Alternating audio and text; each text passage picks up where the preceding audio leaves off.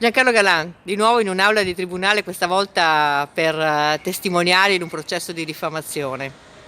Che cos'è successo e che impressione ha avuto al tornare comunque in un palazzo di giustizia? No, nessuna sensazione particolare, anche perché a me non me l'hanno mai portato, insomma, a me non hanno mai portato in un'aula di tribunale, non neanche fatto un interrogatorio. Io non li ho mai visti i giudici, non sono mai stato interrogato nonostante l'abbia chiesto. Bel procedimento davvero garantista. Di questo processo cosa pensa? Di questo di Di oggi, Alberto, sì. che i giornalisti andrebbero lasciati stare, non è elegante che un politico importante, uno che occupa una carica così importante, vada a querelare un giornalista. Io non l'ho mai fatto, si fa in casi eccezionali, ma se no non si fa. Eppure ne ha avuta di stampa, dico, contro. Avrei dovuto assumere uno stuolo di avvocati, anzi si offrirono gratuitamente perché si facevano pubblicità, ma io non lo faccio, non le faccio queste cose. Ci sono alcuni fondamentali, che sono le regole della politica, fra le quali c'è questa. E io le ho rispettate, chiunque le avrebbe rispettate.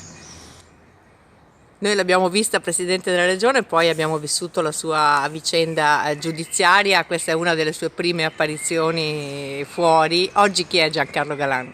Ha un pensionato senza pensione che vuole vivere bene, ma in modo accettabile almeno, gli ultimi anni della sua vita.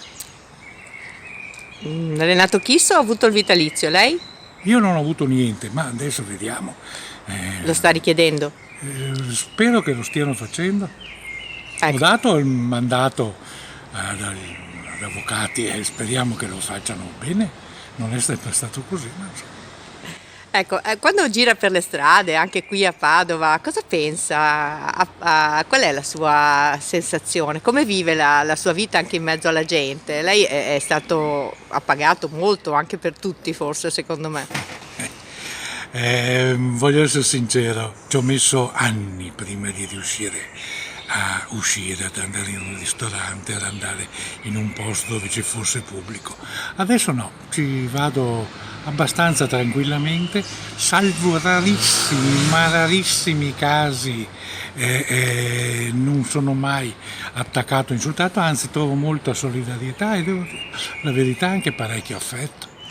Ecco, sa lei, infatti il partito della riabilitazione della sua figura, ci sono state diverse interviste anche sue ultimamente e qualcuno si è esposto in questo senso. Le ha fatto piacere? C'è una possibilità? Cosa pensa di fare nel futuro?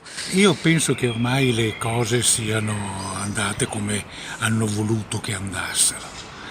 E quindi a me rimane soltanto una cosa, soprattutto nei confronti di mia figlia, anche degli amici e anche di quelli che hanno creduto in me, però soprattutto di mia figlia, raccontare la mia verità.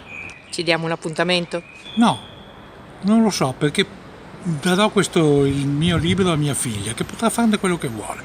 Buttarlo via, pubblicarlo, tenerlo a fare le cose più gelosamente custodite. Può fare quello che vuole. Tanto io sarò morto e quindi non me ne fregherà niente.